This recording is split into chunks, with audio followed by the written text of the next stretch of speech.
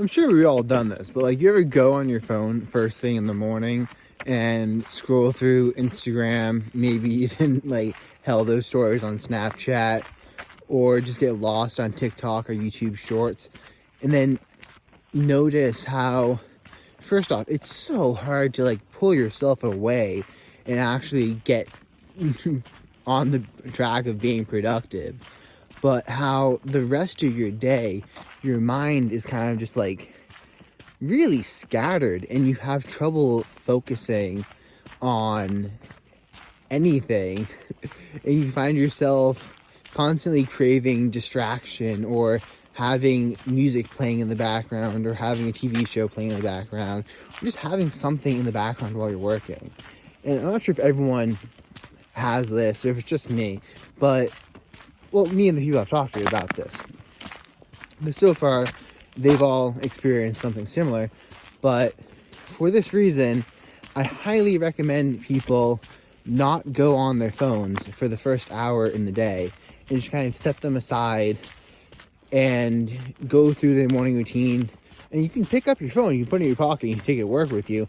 You just don't go on it. You don't check your texts, you don't check anything for the first hour. And you use this time to kind of notice how many just impulsive thoughts you have, and like things that trigger you, and how many times you think, oh, I should check this on my phone, I should pick up my phone. And just noticing that and becoming more aware of that is hugely beneficial.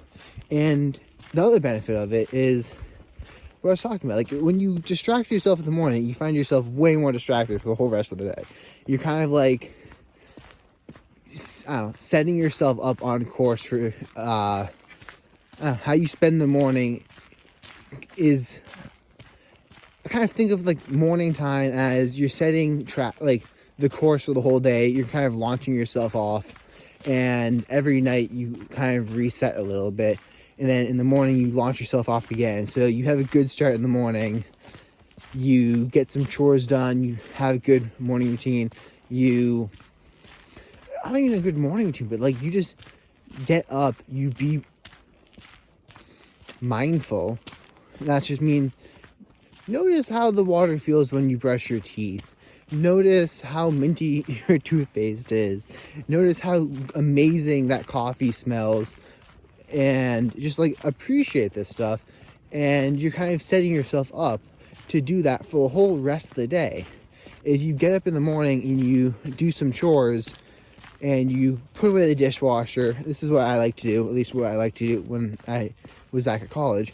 I would purposely leave chores for myself to do the next morning. Basic, easy chores that I could quickly do in order to build up momentum for the day. I would put away the dishwasher. I would sweep my apartment, which was really easy to do, but like, I am OCD about anything being on the floor. And you're like, oh no, you're not OCD. It literally bugs me to the point of like, I will drop almost anything and take care of it, because I do not like the feelings I get from a dirty house. So yeah, OCD. But I would leave myself these basic tasks to do in the morning as a way of building up momentum, building up like my ability to finish tasks and kind of get work done, and set myself up on a path for the day of getting stuff done. And I've just noticed that a lot, like how you start the morning, like that first hour of the morning is typically how most of the morning, like most of your day goes, unless you have built-in routines like ice baths. And this is one thing I noticed when I did my ice baths for a year, is I could wake up in the morning, I could go on my phone, I could watch YouTube Shorts. I never downloaded TikTok, but I would watch YouTube Shorts, and I'd be like, oh, screw. My mind is just like, ugh. And then I'd get up, I'd go in my car, I'm like, I need to study today, I need to like get some work done, and I can't do this in this mental state.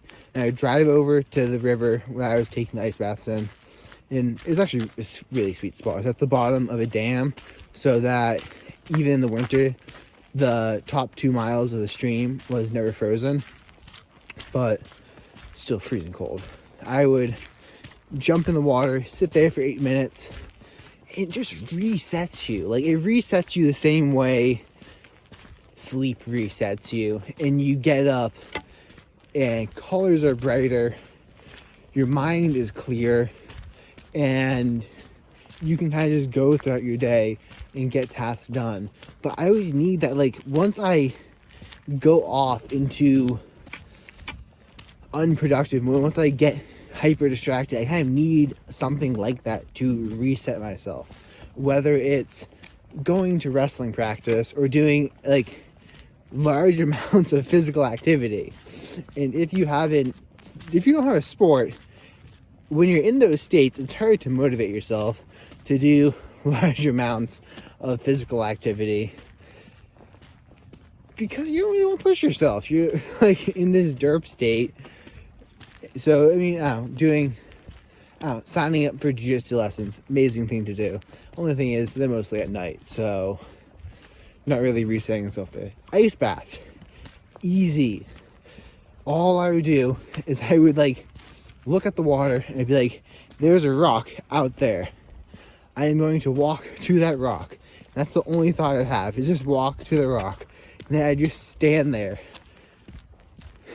That's all I had to do. I just had to stand there and focus on my breathing. Meditation will also help you do this.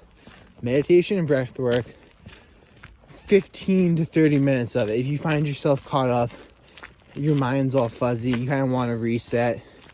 Say, hell man, for some reason you thought it was a good idea to have some leftover birthday cake from last night for breakfast, and all that sugar just hit your brain and you're feeling fuzzled. Yes, that's the word, it's fuzzled. And it feels exactly how it sounds. Your brain is just like you're kind of hyped up and you're like, I wish I didn't do that. Well, you need a way to kind of reset your mind. But look how freaking bright that is. This is like 9 o'clock at night, and I can see for 500 feet, which is insane. It's not even, my neighbors have some lights on, but like the whole sky. Oh, it's a full moon.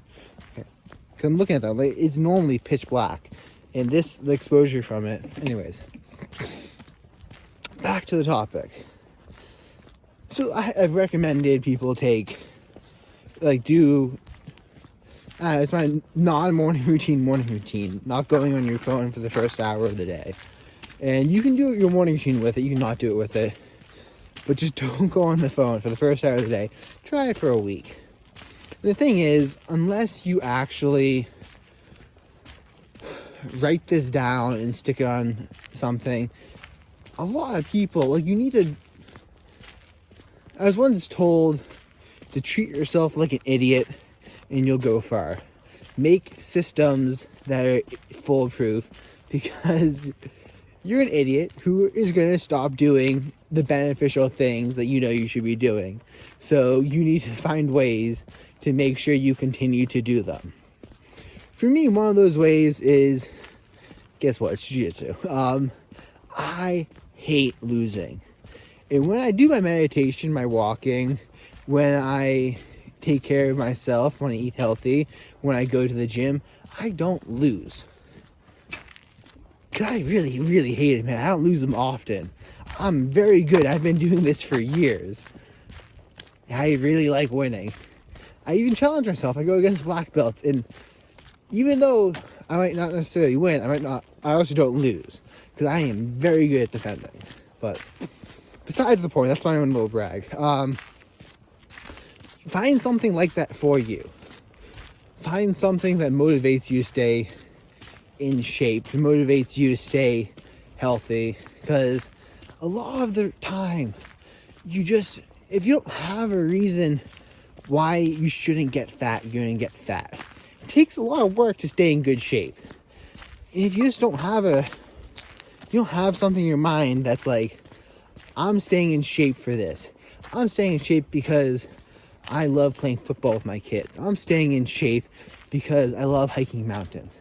Like, you need some reason to stay in shape. Because if it's just, I'm staying in shape because my doctor says I should, you're not really going to stay in shape. And that's what you'll see when you talk to people. But find something to, find a reason to succeed. Oh, so lots of people will drop this habit of going on their phone, of not going on their phone for the first hour in the morning. I've talked to them, like, why do you do it? It basically comes down to the fact that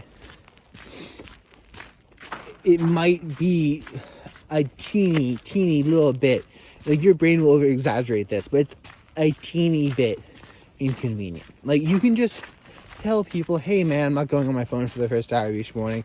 I'll reply to you after that. Believe it or not, for all of human existence, outside of the past 20 years, you are not expected, 20 to 10 years, you are not expected to instantly message someone or instantly reply to a message that someone sent you. You could actually wait.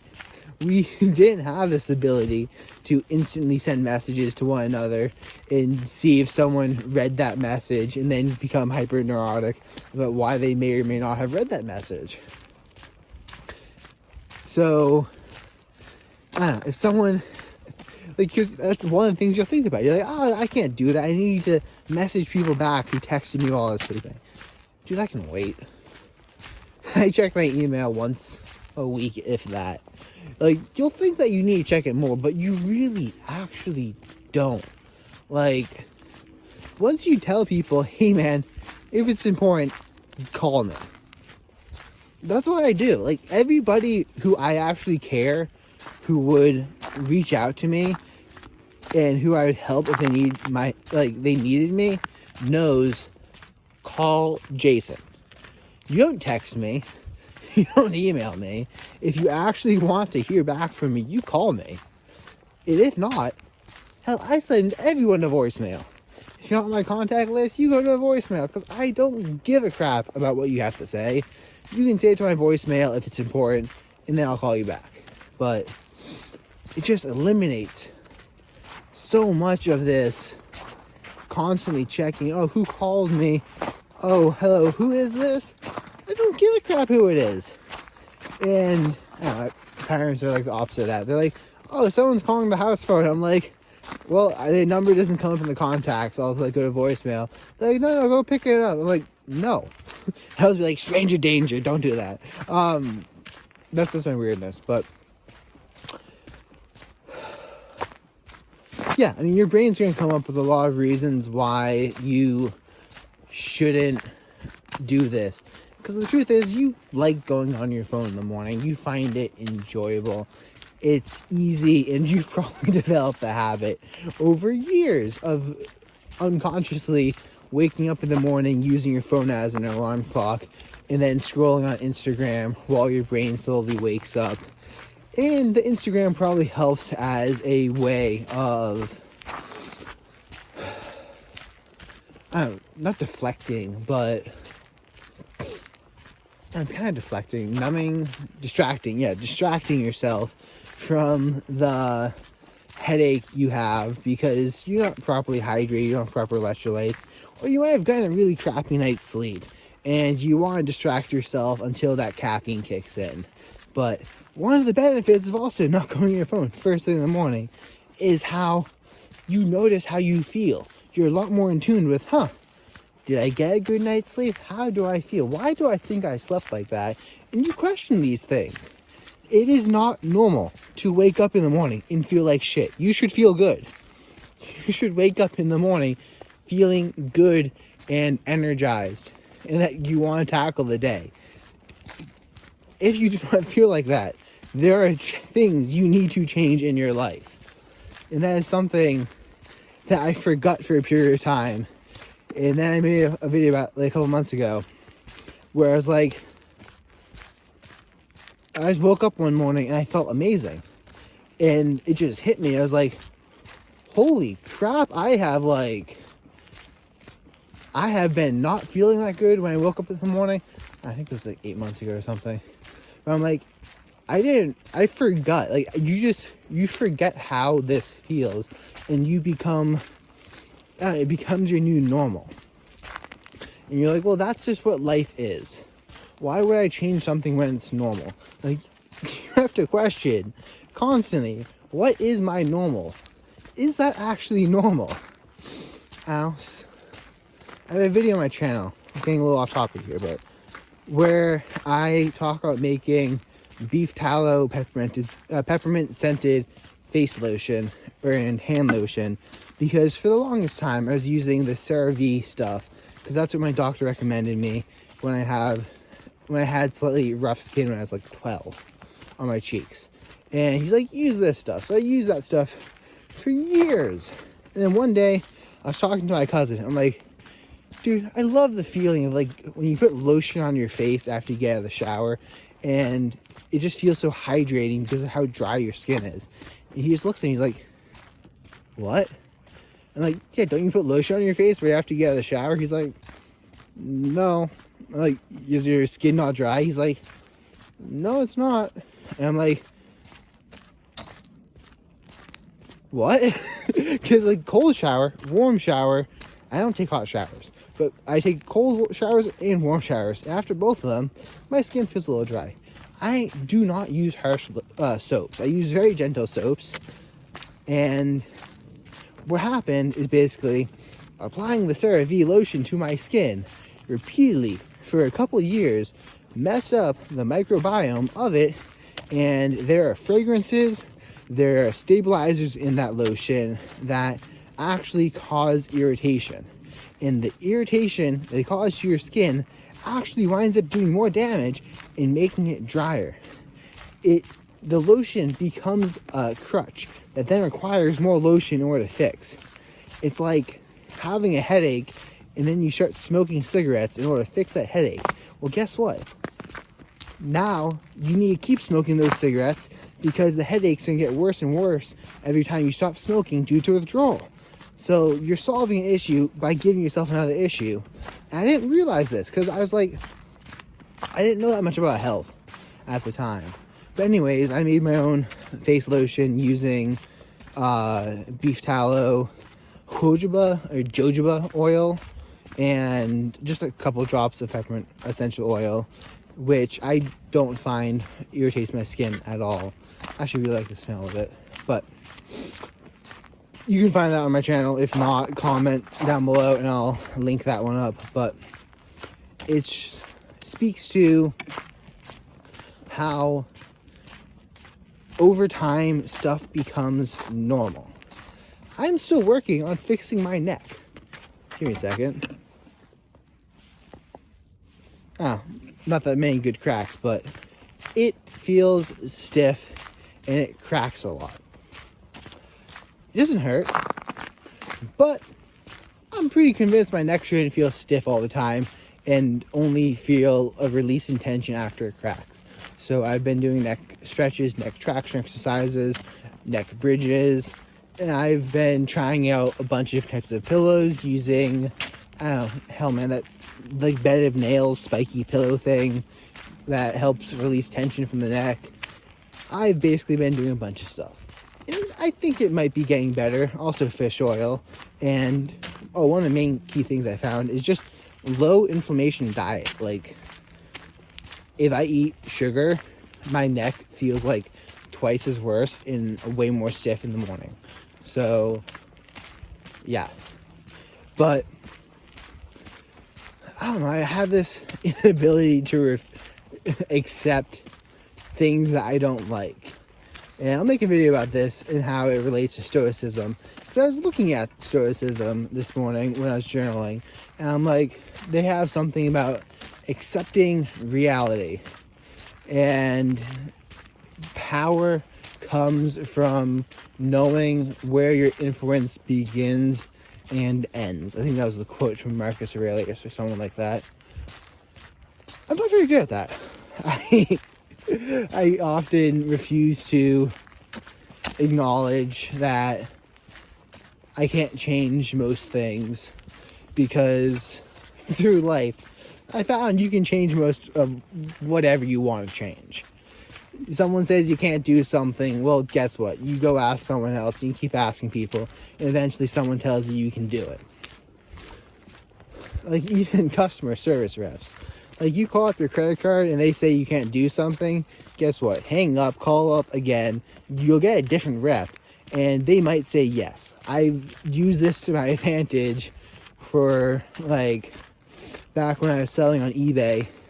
I would call up one of the sales reps, be like, hey, can I get this negative feedback taken down? They're like, nah, man, we can't. And I was like, okay, no, thanks for your help. Hang up, call another guy. Hey, can I get this negative feedback taken down? Like, the seller's just lying here. He's like, I think I can do something. Just be polite and keep asking. Just keep asking the reps. They're human. One of them will see it your way and will take it down. I mean, I skipped grades in high school when my school said I couldn't. My guidance counselor said I couldn't. I just went to the principal. Principals didn't want to help me either. I went to the superintendent. And he loved the fact that I wanted to skip my grades and go to more advanced classes. So he overruled everybody. And that's just how it kind of goes. I mean, I've made a video talking about this. Like, there's a book called The Third Door. And it's like, well, you tried the main entrance. There's a back entrance, but there's a third way of getting in. There's always another thing you can try. Never read the book, because I think I understand it pretty well. The fact that no doesn't mean no. No just means that they don't feel like helping you right now, because it doesn't interest them. There's ways of interesting them. I mean, if someone tells you no, and you're at a resort in a third world country, well, you pull out a $5 bill, and they'll pretty much get you whatever you want, because it's a lot of money for them. And yeah, I mean, hell, the maids are like, oh, we can't get, like, I asked them if we can have extra, and one of them was like, no, we can't give extra for, like, the minibar drinks. I just left a $5 tip with a note for one of the different maids, and in Spanish I wrote, can I please have some extra seltzers and coffees? You know what I got? I got 8 extra seltzers, because I found a way to motivate her. And I kept that arrangement going. I drank nothing but seltzer for that whole week, and I just kept giving her $5 bills. So she made probably some of the most tips she's ever made, which for me was only $35. And I got to drink all the seltzers I wanted to, because I love seltzer. And I'm not talking hard seltzer, I'm talking just sparkling water. I love it. But no doesn't really mean no. No just means they don't want to help you. Even some of the great people of all times, who was it? Ford talks about this. There was a process for making glass, and it was all handmade. And he talked to some of the best people in the glass making field, and he wanted to automate this, make it a continuous process, and have it done by machines. And they all told him it couldn't be done. He told them, do it. And he pretty much says, if you take people, you have to find people. He went to different people. The people that told him that it couldn't be done, he's like, okay, well, you don't believe it can be done, so I don't believe that you can do it. And he found engineers who had never been in the glass trade before, who had never been taught that it wasn't possible, and he told them to do it, and they did it. So, and there's tons of, I think Carnegie has something about this where he talks about, and then also Ray Kroc, the founder of McDonald's. I think Sam Walton also talks about this, but it's basically the idea of it's only impossible if you think it's impossible. So, but that's a long-winded way to come off of talking from not going on your phone in the morning. I think we're approaching 24 minutes. And one thing I want to point out is I've actually been really good at staying not necessarily on topic, because I'll flow on and off topic, but I feel like I've done a better job at coming back to the topics and knowing where on the topics I'm talking about I currently am. And I think that has to do a lot with just the past couple days really going into the meditation, the routine, not routine, but like the walking for 45 minutes a day, the 30 minutes of journaling, the 15 minutes of meditation, and not going to my phone in the morning, not listening to stuff while I'm working. Kind of similar, if you've been following my channel for a while, it's similar to what I was doing with 75 Day Hard, but it's not 75 Day Hard in the sense of it's this. You do it, and if you don't do it, then you have to restart. I don't do well with those. I think I made it to day 50 on 75 Day Hard. Maybe day 60. I think it was day 60 on 75 Day Hard. And then I think I just went. I think I just watched some TV. I don't know why I did it. Basically self-sabotage, because I made it so it wasn't 75 Day Hard. It was 75 Day Harder. And one of the goals was to not watch any TV. But I don't do well with all or nothing type things like that.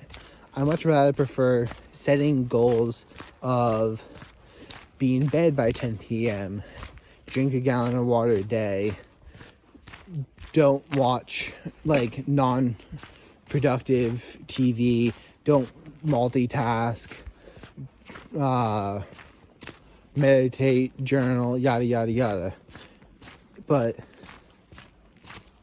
it's not like an all or nothing type thing. It's like those are my goals. I'm gonna do what also read my. I wrote down my 10 goals right now for my life and the things that I want to do to make those happen. So, and then one of my goals is to read that. Well, at least one of the tasks that I'm currently doing is reading that first thing in the morning, at lunch, and then right before bed, in order to keep it on top of my mind. Because it is really hard to stay that focused, and you'll often find it you'll find yourself losing focus and then being like, why is it so hard for me to accomplish my goals? And it's because you lost focus on them. Like, you need to keep them on your mind in order to better make choices that fit with your goals. So I read mine often, but with my habit of reading them, 75 Day Hard would have said that I failed today because I went to support one of my family members when they went to the doctors to get some medical news. It turned out really good because it was great news, but I didn't make it home for lunch. Actually, I did make it home for lunch, but I get caught up in some other task, and I didn't get to reading my goals till 3 p.m. And then last night, I didn't get to bed till 10:30. But it's more flexible. It's like, that is my goal. That is what I'm striving to do. If I don't do it, then it doesn't get done, and I'll make a note of that.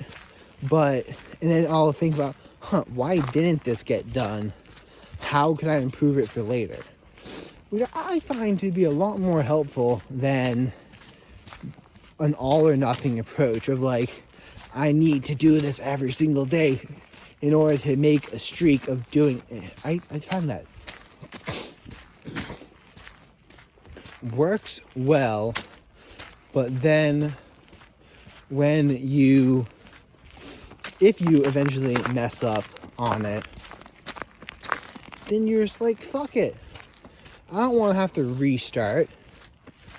Like, that's at least why I kind of go for it, which is why I like what I'm currently doing, where it's like, there's no streak, there's no thing. It's just how I think I can live my best life. And I have these pillars of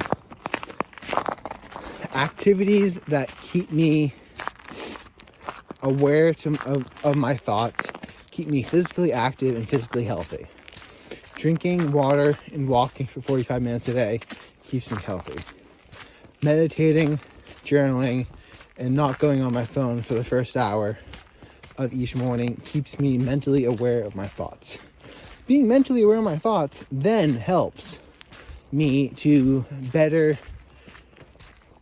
understand the impulsive thoughts I might have, and then introduce a second thought or change that thought before I perform an action. And I made a video about this yesterday and a couple of videos on my channel talking about this, but it's like, I'm getting a little winded. Okay.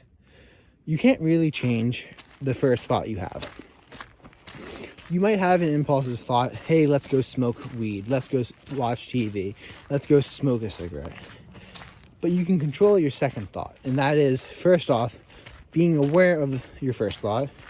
You have to consciously understand that you had that thought and be aware of it so that you don't just go directly from the thought to the action. And meditation helps with this because it creates space for awareness. And then with that awareness, what you do is after you understand the first thought, you then substitute something else in. No, I'm happy to be free. I don't want to smoke weed because I don't know, I'm trying to win states this year or something like that. But you substitute in your second thought, and then you make an action based on that second thought. And this helps you a lot. Say you're having sugar cravings and you're like, well, I really want to eat an apple with honey. And yes, my diet is weird. I don't have really sugar cravings for most of what people would consider junk food. I pretty much eat just whole foods. So my high sugar diet looks like apple slices with honey. But I don't know, man, change your diet so even when you have a cheat meal or you mess up, it's really not that bad. But say you have a thought of let's have apples with honey. And you wouldn't consider this to be that bad of a meal, but like I'm trying to do carnivore right now, so I'm gonna replace that thought with, you know what? I am trying to do carnivore right now. I'm trying to go low carb. I'd rather have a piece of steak, or I'd rather make myself some eggs. And then you replace the first impulsive thought with the better thought, and then you act upon that better thought. And a lot of this is just being aware of that thought, which meditation helps with, and creating space between your impulsive thought and the action that you take, which is also something meditation helps with. And also not going on your phone for the first hour of the morning, because what you're training yourself to do is notice those impulsive signals being sent to your brain and then just not act upon them. Meditation, you're focusing on your breath, but you're noticing impulsive thoughts coming to you, and then you're recentering yourself on your breath. But anyways, it's a beautiful night. I'm going to enjoy the rest of my night walking without my phone. So peace out. Hope you found this video helpful. If you have any questions, comment them down below, and I shall make a video answering them.